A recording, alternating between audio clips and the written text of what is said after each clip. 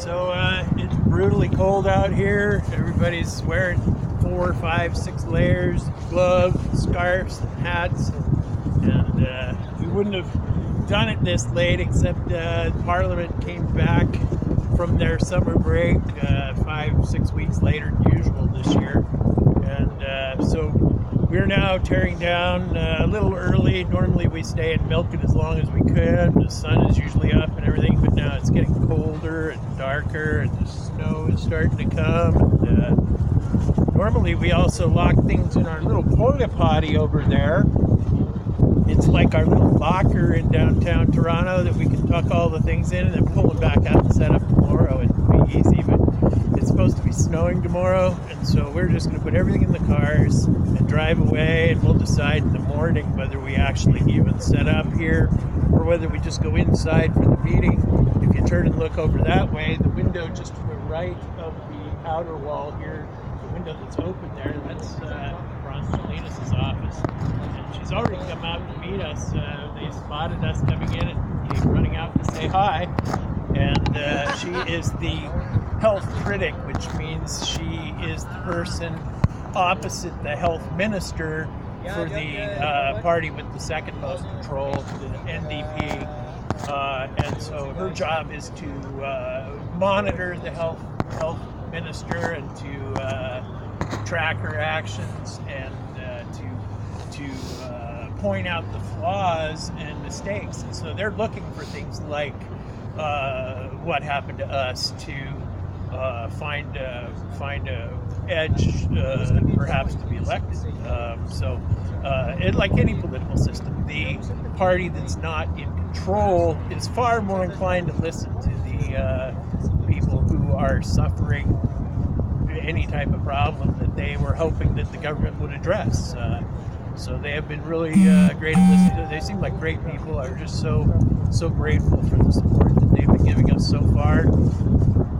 So we're meeting with them tomorrow at 9 a.m. and we will again tell our stories and how this is costing the province a fortune. The reason we're approaching this on a provincial level rather than a federal level is that each province pays for their health care and the disability and so on and so forth.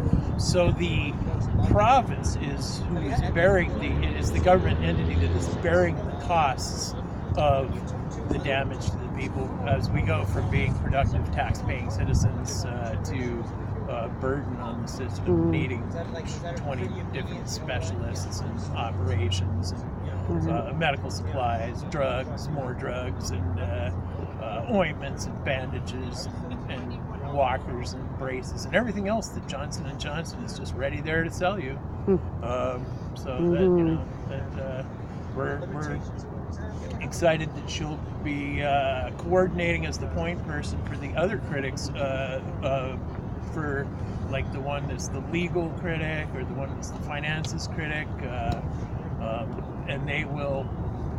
We're talking about how much this is costing the province. So that's where the legal aspect is like the opioid cases where various government entities in Canada and the U.S. and around the world are suing pharmaceutical companies for opioid problems and other things like that, and they're winning and making getting pretty huge settlements.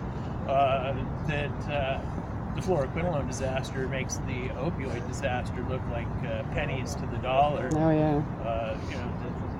Not to trivialize it, people who are suffering are suffering, and we're not belittling their situation any means, or the families of people who have lost people who have died. I mean, but the fact of the matter is that when the people have an adverse reaction to a fluoroquinolone, they suddenly go from working to not working at all, as opposed to maybe not showing up some days because they're having addiction issues or whatever, and having some additional medical costs or whatever. It's like we go from being productive members of society to not contributing in any way, shape, or form, really, other than maybe trying to raise awareness about what happened to us. And we need a whole lot of help. It costs a fortune to take care of each of us. And so We need to set up a plan to take care of. We're not getting taken care of either. They're spending immense amounts of money sending us from one specialist to another, but none of them really know what happened to us, and they're not coordinating with each other. We need specialists in this. We need where we get sent to a doctor who's a specialist in fluoroquinolone toxicity or FQAD, fluoroquinolone associated disability, and we need to stop seeing a bunch of different doctors that prescribe conflicting drugs and who have no idea, really even what happened to us, let alone how to treat us. There isn't at this point. There is no real protocol to treat somebody who's had this happen to them, and that's a travesty. Yeah, that's it. So we're going to wrap it up today, and we'll see what happens in the morning. We'll try to keep you guys updated in Facebook. But I just wanted to let everyone know that Carmichael joined us today. We didn't give our speech today because our podium was taken away. The university students had an unexpected rally, which it's their right. Anyway, it's a pleasure to be here. I'm David Carmichael, Executive Director of Canadians for Vanessa's Law, which is the Protecting Canadians One Safe Drugs Act, and we hope that efforts like this will make a big difference in helping Canadians find a healthy way to live. Absolutely. Right, there's a lot of us that have been harmed. Yes, a lot. The work that Mark and Terry and the others are doing is incredible, and I hope it continues and expands. So, thank you. Wonderful to be able to share my time with you on a very wind chilly, cool afternoon in downtown Toronto. Yeah, absolutely. Thank you. Thank you. And that's Paul there, right? Paul, yeah. Yeah. Okay. So, and our neighboring rally, we're wrapping it up today. Yeah, so I'm still here for 2 more days. Yeah, we're going to be here tomorrow, but we're not sure if it's going to snow. If we're going to set up again, Yeah, we'll be here. But we're here in the morning for a meeting. Perfect. Yeah. So Nice it was a meeting. pleasure. Nice It was a meeting pleasure, you and guys. we'll see you tomorrow. Nice meeting you. It's Thank already, you. your interview's on. Thank you. Yeah. Awesome. Thank you.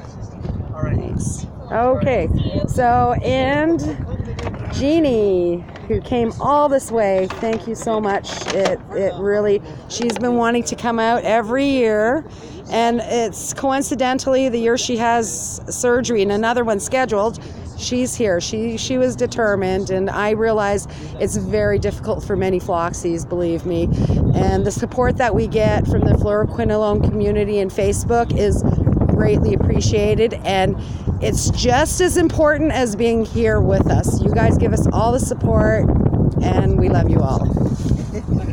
In and out. And where did Peter go, and did they leave? Yeah, Peter's gone. Okay. He canceled his massage tomorrow so that he can try and come down to